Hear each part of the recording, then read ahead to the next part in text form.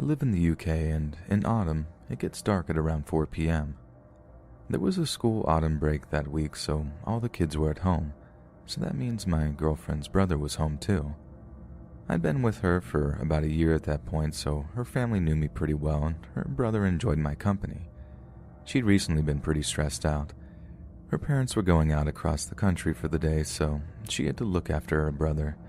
But I thought that I'd give her a day to herself so she can just cool off. I asked her parents if I could look after their son for the day instead, and they agreed. So I came in around 8 a.m. and they let me in before they set off. My girlfriend's brother woke up about an hour later and she followed shortly afterwards. We went out for breakfast at a local cafe together and went back to our house when we were done, and once I dropped her off, I took her brother to the park. We got there at about 2 p.m. and the place was pretty packed. Eventually the sun started going down and the place was completely empty by 4 p.m. I texted my girlfriend and told her that we'd be home in a bit, and she said okay. I'm gonna be honest, I completely lost track of time. Me and her brother were having fun being the only two in the park. Me and her brother were stood on top of this really tall climbing frame with a slide on it. It was almost pitch black at this point, so I was using my phone as a flashlight. A notification popped up on my screen, and it was my girlfriend asking where we were. I responded, "Oops, coming home now," and told her brother that we had to go. He sighed and asked if we could go down the slide, and I said yes. Before I went down, I knew what the park looked like. There were streetlights all around it, benches everywhere, some trees, and places for the kids to play. When I came out of the slide, there was something weird. A man had appeared out of nowhere and was stood beneath one of the streetlights. He had a trench coat on and a beanie hat. I immediately got my girlfriend's brother behind me and called out to the man with a friendly, "Hi there." I got a response. I guess he started groaning. I noticed he was swaying back and forth in the light and had his mouth open, drooling with a blank look in his eyes. This man made me feel really uneasy, and I picked the little brother up and kept checking on this guy the entire time. There was an exit to my left that led to the path back home, so I left out that way and kept checking behind me every few seconds. The guy was still stood there. The path where the guy was stood merges with a big main path if you walk out through some bushes, and so does the one I walked through. I was walking down the path for about 2 minutes, periodically checking behind me, and thought that I was in the clear. I wasn't. I was on a straight stretch of path with lots of streetlights when I saw him again. He was stood beneath one, looking up at it, and he was playing with something in his hands. I looked closer and realized that it was a knife. I kept walking and walking, checking behind me constantly. Girlfriend's little brother was so scared that he had his head tucked into my chest. I noticed that the guy seemed to be moving to new streetlights whenever I turned around. Initially, I thought it was my eyes playing tricks on me, but I started counting them and realized 2 streetlights behind him had definitely turned into 5. I could faintly hear the groaning noise, and he was occasionally moaning as well. I picked up the pace a bit and turned a corner, getting into the last stretch of street before I got to my girlfriend's house. That was when I heard him behind the row of bushes. That moaning noise sounded angry, and I heard his heavy footsteps bounding down the path. The man was running. I immediately broke into a sprint and didn't stop until I turned an alleyway at the front of the street and got behind my girlfriend's house. There's a big bush there, so I crouched down behind that and spammed her phone with messages to open the back gate. I hugged her brother close until she opened it for us and got us in quickly. It felt like years. I went to the front of the house and had it confirmed that I'd managed to shake him. He was now on the street, circling where I'd been, outside of the alleyway just moments ago. He was still moaning. He had that knife in his hand. He started kicking people's bins over, and I called the police immediately, but he was gone by the time they arrived, and as far as I know, they never found him. There was a similar incident near the area a few months ago that I saw in a local Facebook group, but I don't think anything came of that either. Her parents thanked me for keeping their son safe and didn't hold any ill will against me for the situation. He went back to normal pretty much the days afterwards, but he still has nightmares about the event. When my country isn't in lockdown, I'm still allowed to look after him with my girlfriend, funnily enough, but we haven't been back to that park ever since, and I still check over my shoulder and break into a cold sweat every time I'm alone in the street.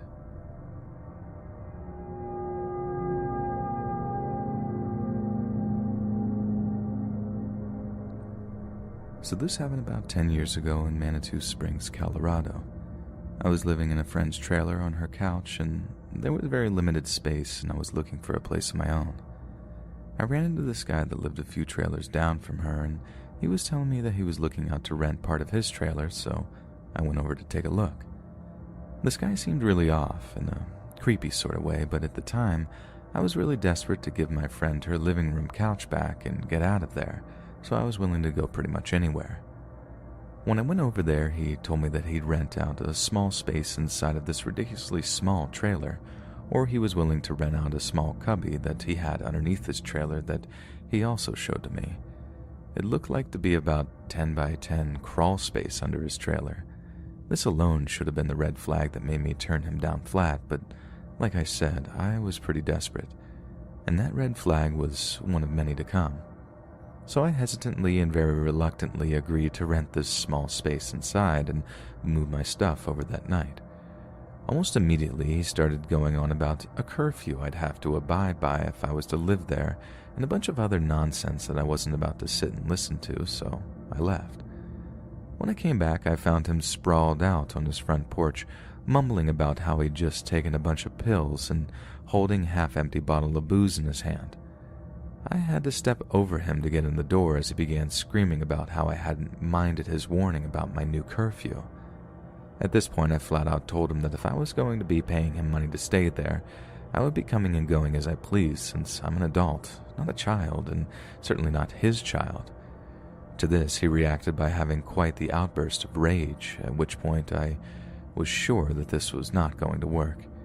He then gets up and starts flinging my stuff out into the street, and this is all happening at like 2 a.m. So I gather what belongings are still left in his house and take them outside with me while I continue to gather what he's already thrown out and go begging my friend to let me come back into her trailer. And she let me, but that's not where this bizarre story ends. A few days after this happens, I see a young girl at his house and they're both getting drunk, and I didn't think much of it. But about a week after that, once I had found another place to stay, my friend that lived in that trailer park called me, panicking, asking if I was okay. After I got her to calm down some and assured her that I was fine, I asked her what made her even ask to begin with. She tells me that they had just pulled a human body from the little cubby under that guy's trailer that had been there for several days. She told me that the guy that lived there had been arrested for trying to rob a convenience store with a machete, and the girl's body he had stashed under his trailer had begun to smell, so the landlord called the police. The young girl I had seen him drinking with just a few days beforehand was found wrapped in a quilt under his trailer. All that was running through my mind as she was telling me all of this was that would have been me had I not left when I did. I didn't step foot in that trailer park again. Even going anywhere near it gave me the creeps so bad I couldn't stand the thought of going anywhere close for years afterwards. And as badly as I felt for that young girl, I was still very thankful that I walked away from there with my life.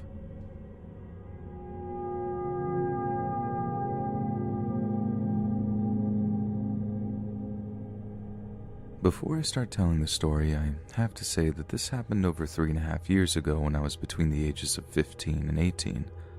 All the people in this story have been changed for privacy reasons. I grew up in a pretty good-sized town. High school grades always between 800 and 1,000 students. The town was about 45 minutes to an hour from the second biggest city in the state, which is known for 3 rivers and many bridges. I have 2 older brothers, which means obviously I am the youngest of 3 boys. Our mother was the general manager at my grandpa's golf course. By no means were we well off in any way, but we were far from poor, and our father was in the state police, a lieutenant at the time of everything happening. Cop Dad was hard on us when needed, but We all three learned to always be respectful no matter what, unless extreme situations call for not being it. I will say that due to a very dark history, I've never had a close relationship with all of my brothers or parents. Even with all of that, I'll admit this made my dad and I be slightly close even for very short periods of time, and that we only had one thing in common, that we'd each protect the ones we love at all costs, even if it meant our lives.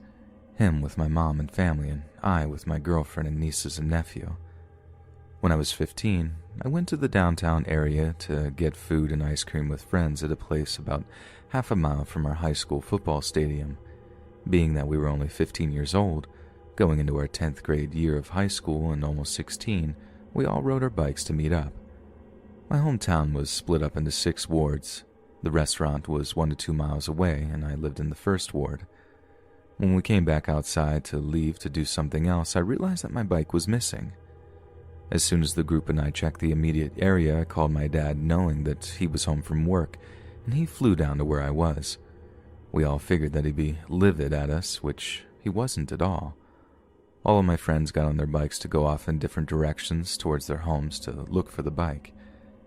As my dad and I were driving towards the part of town we lived in, we saw a group of 3, 2 males, 1 female, walking down a side street towards the street we were on, 1.5 miles from the restaurant. The group was pushing my bike as they walked, causing me to snap to attention and say loudly, "They have my bike." My dad stopped immediately and put the car in park in the street. We jumped out and I laughed inside due to seeing my dad go from usual to cop dad. Well, he had the girl and one guy stand at the wall with their faces touching it, and he slammed the guy with the bike to the ground. I grabbed the bike and put it in the bed of the truck. Since it was only 2 of us against 3, my dad told me to get in the truck so they don't see your face, and I said, "Screw that." And it wasn't until years later that I came to regret that. The cops came and arrested all 3 of them. Now fast forward 2.5 years later, I was 18 years old and home from my freshman year of college, which was spent at a military college across the state from home, which stuff I learned during my time at school will help out. I was out jogging at around 6 p.m. one night on the sidewalk next to the road when a car flew past me, sat at the stop sign until I passed them. Luckily, I was close to home and memorized the car's details, or as much as I could. The vehicle drove and went a lot slower, and I walked into the house when they were passing. I didn't think anything was wrong with the situation other than someone driving fast and slowing down upon realizing someone was jogging. Fast forward 1 week and I just finished up another jog, walked into the house through the front door which leads right into the kitchen, which has a big window that looks out to the driveway, front yard, the street, and stop sign. As soon as I walked to the sink by the window to splash some cold water on my face, I heard a loud boom from outside, sounding like an M80 exploding, then 1 second of silence, then 3 loud booms in quick succession, which, thanks to being a hunter, I knew was gunfire. I dropped down, crawled to the door, grabbed the baseball bat my brother and I used before, and ran out at the door, even though I knew a bat had 0 chance of winning against a firearm, but I was hoping that I'd surprise them. When I got outside, they were driving away, and I recognized the vehicle from a week earlier that sat at the stop sign when I was out jogging. Thankfully, no one was at home at the time, since who knows where they'd be standing or what would happen. After the police came, I had given my statement, and we waited. Since the town was big for a town, it was also small enough that a lot of people knew everyone. The town's police and my brothers all joked with me, asking things like, "Did you try being a hero when no one was around?" Or would ask if I was crazy due to running outside towards gunfire without a gun. Well, 2 or 3 days had passed when we had received the call from the cops saying that they had caught the guy who shot the house. As it turns out, it was the same guy who stole my bike 2.5 years earlier. After finding that out, my dad and I looked at each other without saying anything. We didn't tell my mom about it, being the same guy, and that he had seen me finish up and walk into the house, luckily by chance. The guy had received 10 years for attempted murder with a weapon, attempted assault, but Due to not a single person being injured in any way, no assault charges of any kind were charged towards him. So, we went on with our lives, and I became an EMT during college, working on weekends, then finished school. When I was 26 years old, I had stopped by my parents' house when I was in the area. I walked into the kitchen, and on the kitchen table was the town's newspaper, which the front page read something along the lines of "Local woman missing, vehicle found abandoned and burned."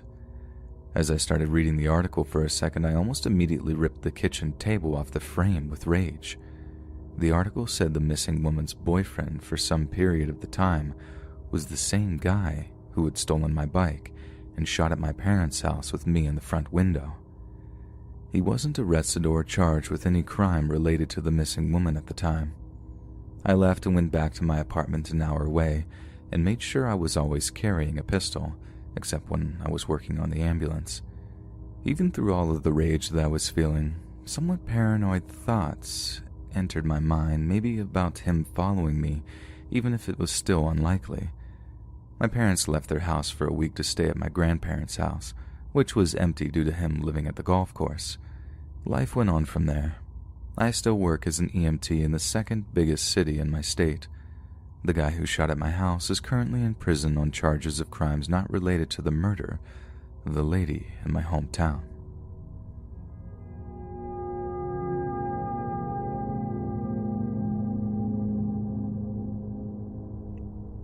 This just happened a few hours ago. My house is on the very edge of town, right before a large wooded area. We do have neighbors. There are 6 apartments in total and some houses across the street.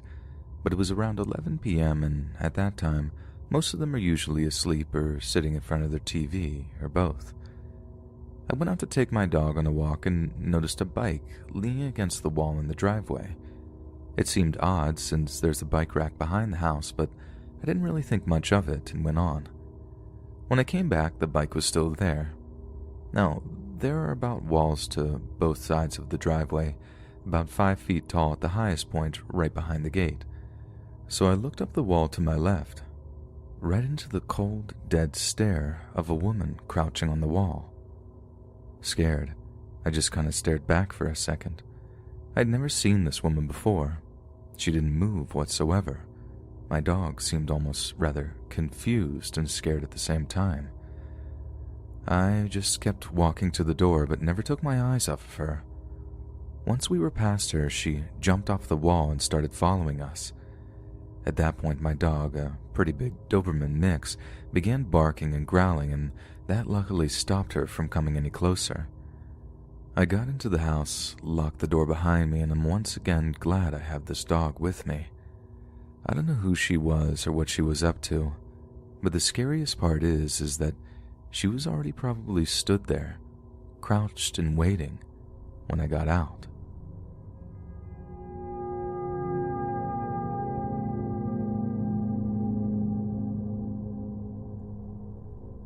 A few years ago, thanks to some corporate restructuring in my company, I found myself losing stable employment and picking up whatever seasonal jobs I could get for a few years until I got back on my feet. The only regular job I had during that time was driving a groomer at a large ski resort way up in the mountains. A friend of mine knew the operations manager there and was able to get me in, meaning that I did have a stable job from November to March every year, which took away some stress. On top of that, I actually really enjoyed my time there. Well, except for one night in particular.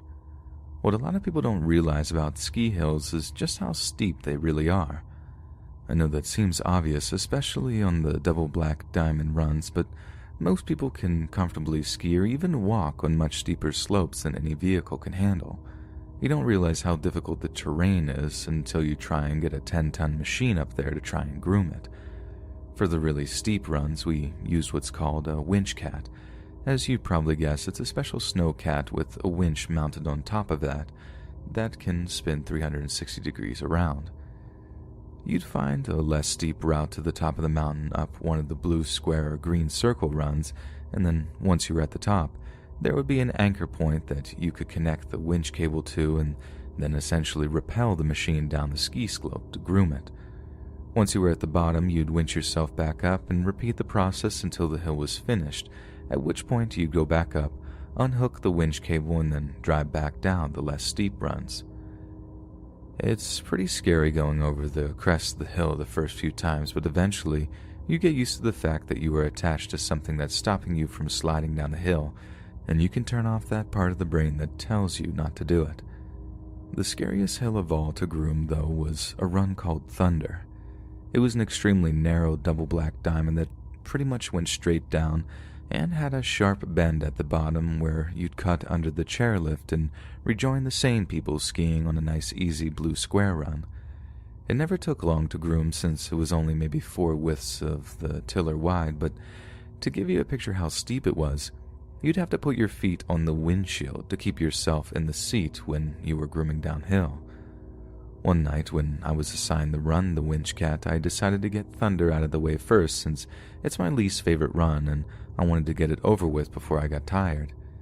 It was snowing hard that night, so it was slow going getting to the top since I couldn't see all that well, and when I did finally get up to the top of Thunder, it took me a solid 5 minutes of walking around outside to even find the winch anchor in the tree line. The first pass down went off without a hitch, and so did the first pass back up. However, it was slightly unnerving watching how much the 1-inch thick steel cable was swaying around in the wind. I took another pass down and turned around and started to ascend again and got about 3/4 of the way up the hill before the machine began to slip on an icy patch. I noticed the track starting to slip, so I gave the winch a bit more power, but it did nothing. The groomer stopped dead in its tracks, slowly spinning in place. I tried the winch again, but that didn't do anything. The cable also didn't seem to get any tighter, it just kept swinging around in the wind in front of me. I decided to back up and try again, so I slowly put the machine into reverse and let the cable take a bit of the strain before releasing it again. Just when the cable went tight, it felt like the whole machine had fallen out from underneath me and my brain didn't even process what was happening at first. This 10-ton tracked monster of a machine that's designed to climb the steepest of slopes was now sliding backwards down the hill incredibly quickly. When I finally came back to reality, I immediately remembered what they had said in training about getting turned around and using the blade as a handbrake. I mashed the track control levers in opposite directions, spinning it around to face downhill, and drove the front blade into the ground as hard as I could. I lost a track in the process since the sideways momentum of the machine in mid-spin derailed it from the idler wheels and it was sucked under and went into the tiller on the back. Putting the blade down didn't seem to slow my descent at all either and had only succeeded in bending several hydraulic cylinders, and now the tree line at the bottom of the hill before the turn was fast approaching.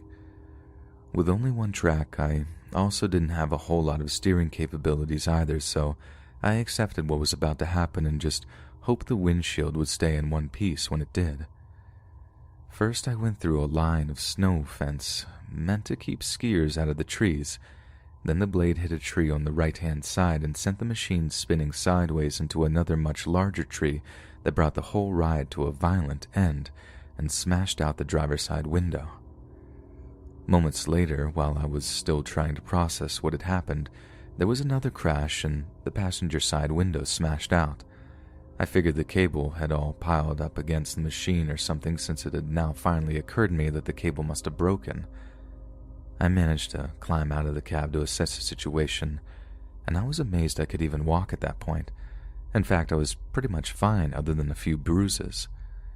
It wasn't until the next day when the snow had died down and I was able to go up on the snowmobile that I really got to see the extent of the damage. The snowcat was pretty much destroyed, and it had almost taken the tree it had hit down with it as well.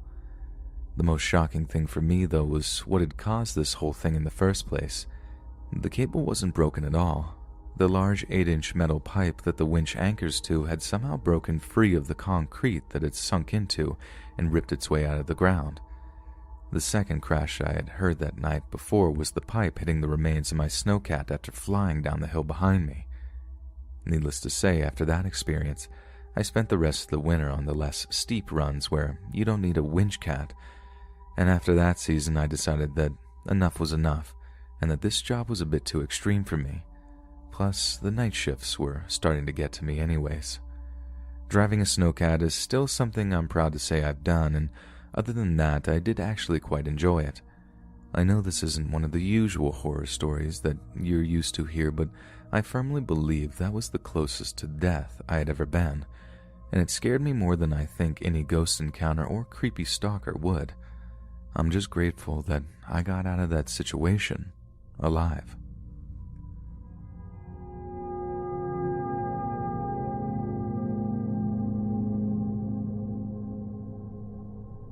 Last night, my boyfriend and I were driving home from Universal Studios in Orlando. We were rerouted a way home we've never went before, and we're traveling in basically the middle of nowhere. My boyfriend's speedometer is broken in his car, and he has to press the button to reset the miles after he gets gas, and this will be very important soon. We were driving on a deserted road in the middle of absolute nowhere with not one car in sight. My boyfriend realized we hit the 130-mile mark on his odometer. We needed gas, but there was literally not one gas station in sight. I put search gas stations nearby, and we found one. It turned out to be closed. In a hurry, we found another gas station 5 minutes up the road, and this is where the story gets weird. My boyfriend thought that he closed his gas cap, and we were once again driving along this deserted road. We heard a loud bang, and he realized he forgot to put the gas cap back on, so we were driving around this dark road looking for the gas cap. He finally pulls over and realizes somehow the gas cap is still attached to the car. We get back on track to the other gas station. Out of nowhere, I had this horrible thought about something going wrong at that gas station. I pushed it aside because I knew we needed gas, and AAA is not an option where we were at the moment. We get to this gas station, the lights are kind of on. This road literally leads to a dead end, and with a gas station on it, the only way to leave this area was to turn left or go straight out of the gas station. My boyfriend got out of the car to see if we could get gas, and the feeling intensified. I have literally never felt like that in my life. My stomach dropping into my butt. I've been in very disturbing situations, such as almost being kidnapped twice, being followed home, watching someone being taken away in a body bag after being hit by a car, and even a paranormal situation. I can talk about these sometime in the future, but I had never felt like this before. I saw a white car pulling up the road to make a left. Keep in mind there is literally no one on this road.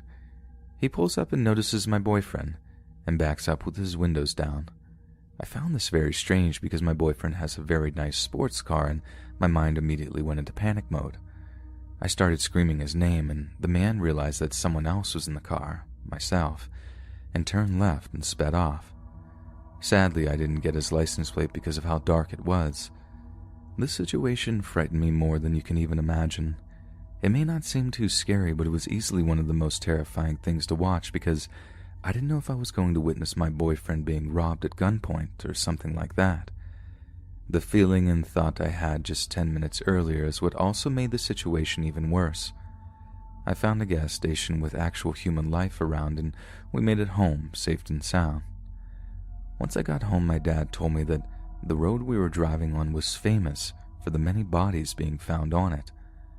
I hope no one ever gets put into the situation, and to the man who was planning to do something to my boyfriend, let's hope you never get away with it.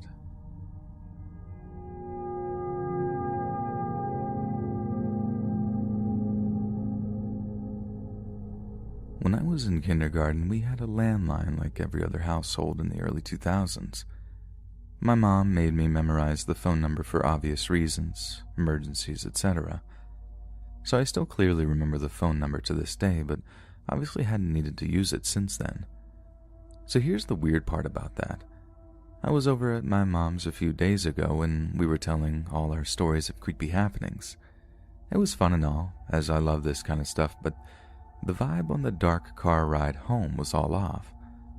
I got to my apartment and just felt weird, like something spooky was amiss. A few hours later, I'm sitting at my dining room table on my phone, and I noticed a missed call. I click to see who it's from, and lo and behold, my landline from kindergarten. I continued staring at it for a few minutes, completely puzzled, and called my mom to make sure it was the same number. Yep.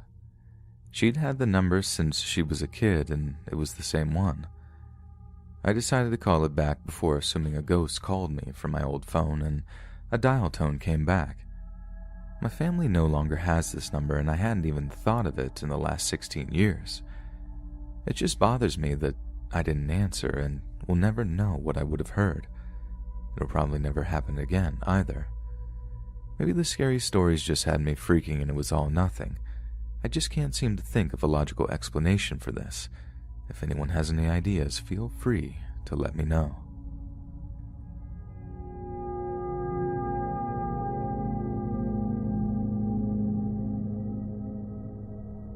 My house used to have strange occurrences on a somewhat regular basis.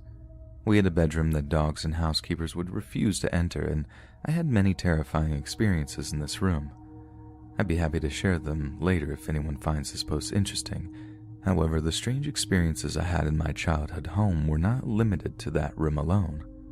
On this particular occurrence, I was home by myself in high school or late junior high, and I was in the living room at around 6 p.m. I have ADD, so I was reading and had the TV on and had both of our dogs in the living room with me. I made the habit of using all of these different stimuli and shutting all of the doors inside the house when I'm home alone because it eases my anxiety. The kitchen in my house is behind the living room, and when you're sitting on the couch facing our TV, you have to turn all the way around to see only the entrance to the kitchen as well as the back door. You can't see the inside of the kitchen from the living room hardly at all.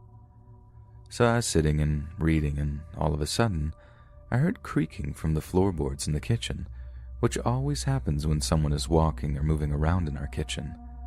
I couldn't hear any footfalls, but it was unmistakably the sound of someone or something walking on the creaky, water-warped wood floors. Then, a cabinet door slammed. My dad always slammed cabinet doors and intentionally makes super loud noises in the kitchen in order to annoy us. I thought it was my dad, and maybe he had come home from work very early without me knowing. So without looking up from my book, I called out, "Dad? When'd you get home?" No one answered. A few seconds later, a couple more cabinet doors slammed, so I turned around on the couch to see the entrance to the kitchen and called out for my dad again. No answer. And then I heard repeated slamming of the cabinet doors over and over, extremely loud. They started to slam faster and faster, louder and louder. My pulse picked up and I could feel my heart beating in my ears. Suddenly the dogs stand up in the living room and faced the kitchen and started barking. I can see the hairs along their spines rising up, and despite the menacing nature of their growls, they actually looked scared. I started to panic and I quickly moved to the carpet to sit behind them in the living room, hoping that they would protect me, I suppose. I was facing the kitchen, my arms wrapped around both of my dogs' growling bodies. I was scared lifeless, and my heart was beating out of my chest. All of a sudden, the insanely loud slamming stops. For a while, all I could hear is the blood rushing in my ears and my own scared breathing. Then I hear the same creaking coming from the kitchen.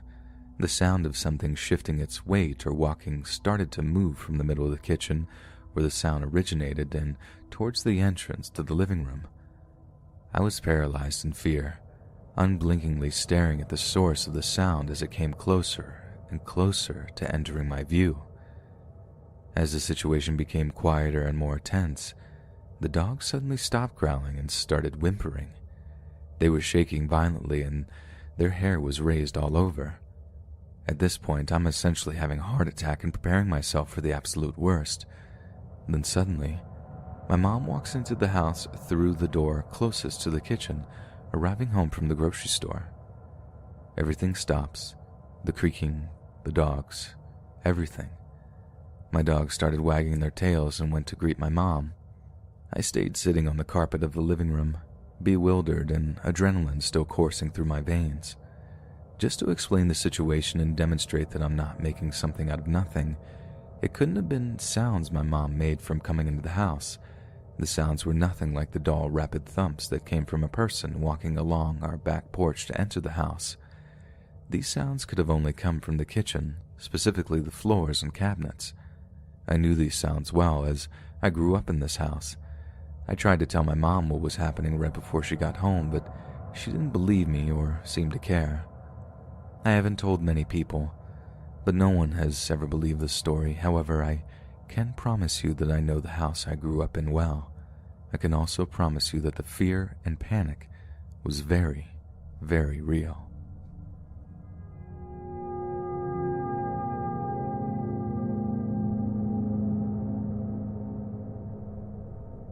So it was the middle of the night in 1999.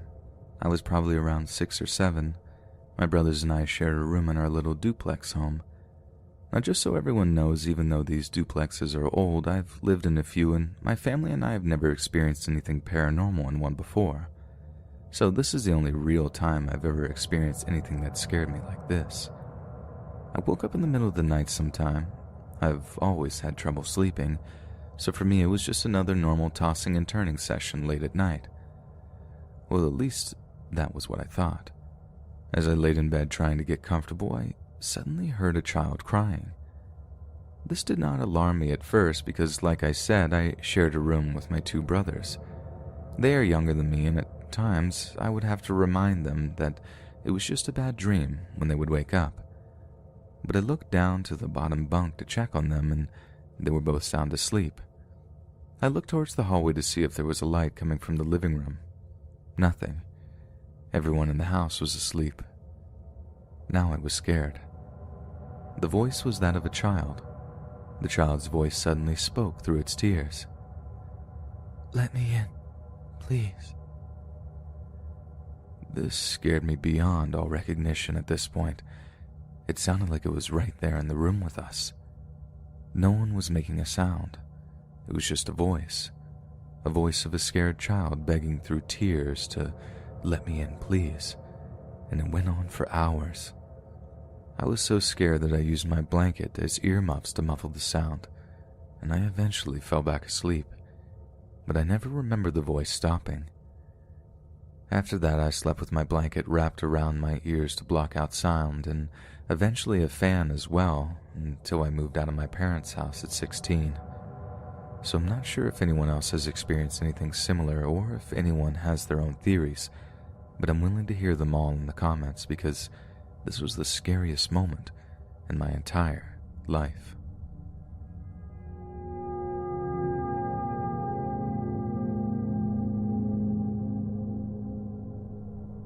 This experience took place 4 years later after my time at the all-boys school, and I was back in Boston. I was 20 years old, and I was gearing up to go off to college in another state.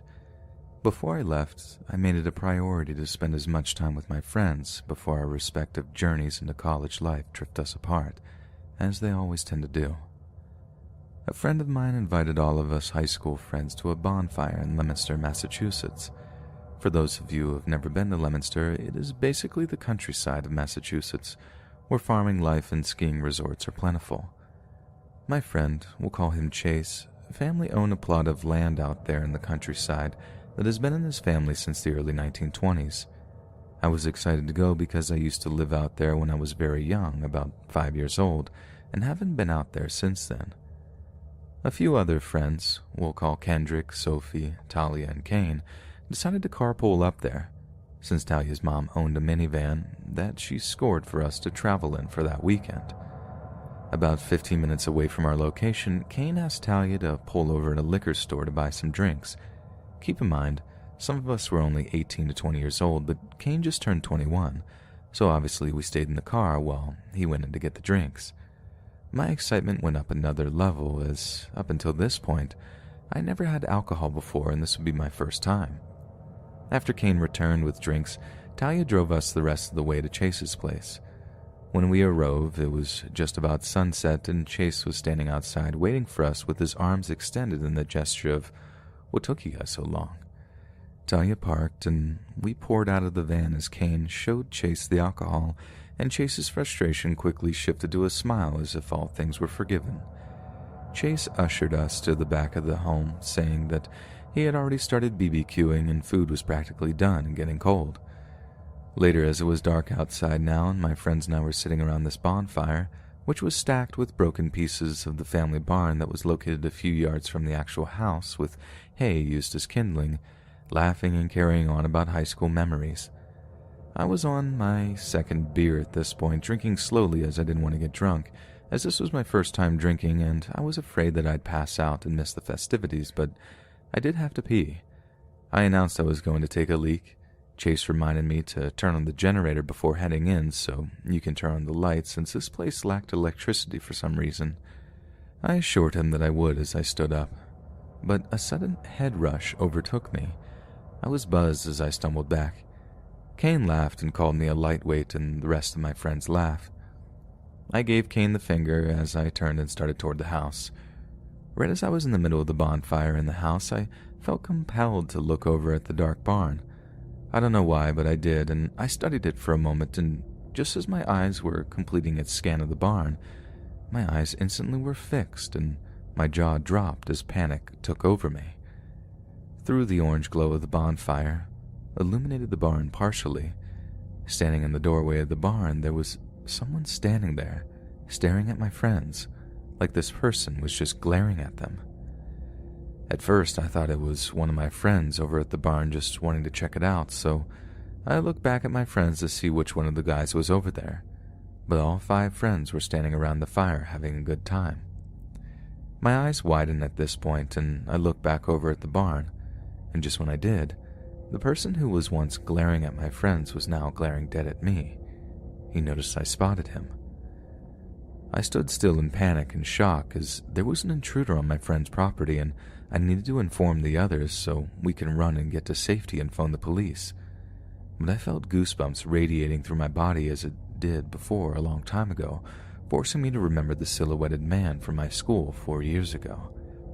This prompted me to fully study this intruder in case I needed to give a description to the police later, but when I did, I noticed the man was standing there, but his lower half was faded due to the glow of the bonfire, and his solid state was visible in the shadows.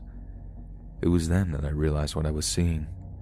I mentally tried to calm myself as I fixed my eyes on this ghost, who had not broken his glare at me. I muscled up the courage somehow to glare right back at him.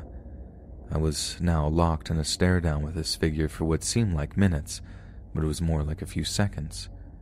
Just then I heard Sophie yell, "Hey, did you pee yourself or something?"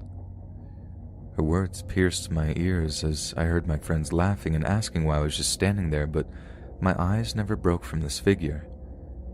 Just then I felt a sudden burst of anger take over me like a fiery wave as I was flung into the inferno of our bonfire.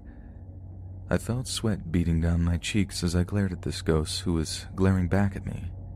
Just then the ghost sort of smirked at me as if he was taunting me. This enraged me even further as I could hear footsteps approaching from behind me. It was Kendrick coming to check up on me as I heard him say, "Dude, what's up?" Just as Kendrick asked that, I bolted. I charged towards the ghost as if we were about to go to war. The ghost stood for a few seconds, never breaking his glare on me. I felt my heart beating against my chest as each step I took, I became hotter and hotter. I felt like I was a man on fire. As soon as I was a yard or two away from this ghost, he stepped into the barn out of sight. "Get back here," I remember shouting. I got to the barn doorway where the ghost stood and flung the door open and stood there expecting to see him waiting for me, but nothing. I was staring into pure darkness of the barn.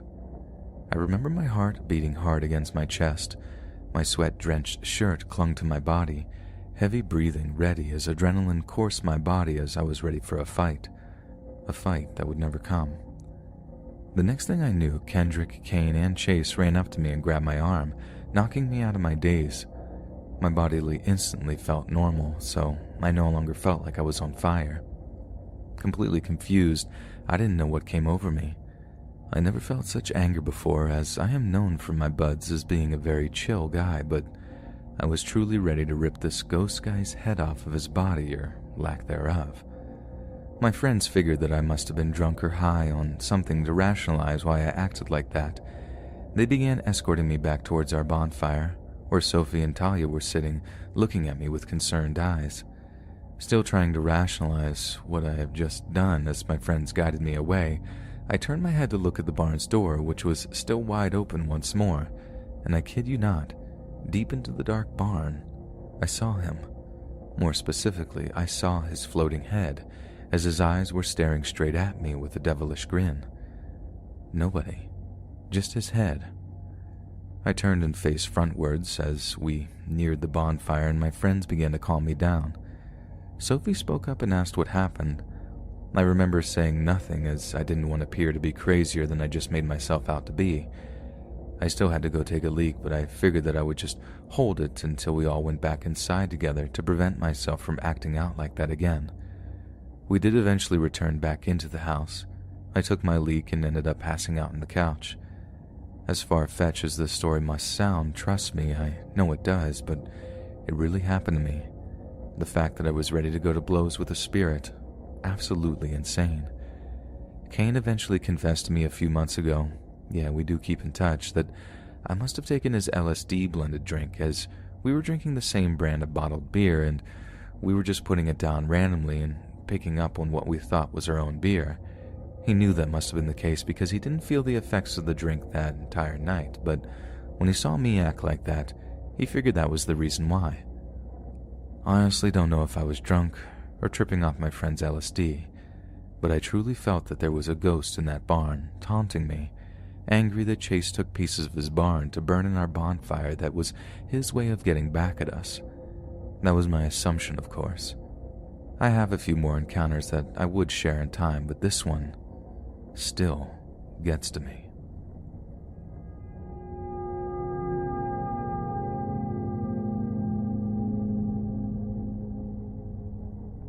This incident took place about 40 years ago, a few months after my grandfather, my mom's dad, passing. Here in Sri Lanka, we give alms on the day that marks 7 days and the subsequently 3 months, and then yearly after a person's passing, as a way to add merit to their account, so to speak, with hopes that they'll pass on to the afterlife and have a peaceful one from thereafter. This is done regardless of religion, but mainly practiced by the Buddhist.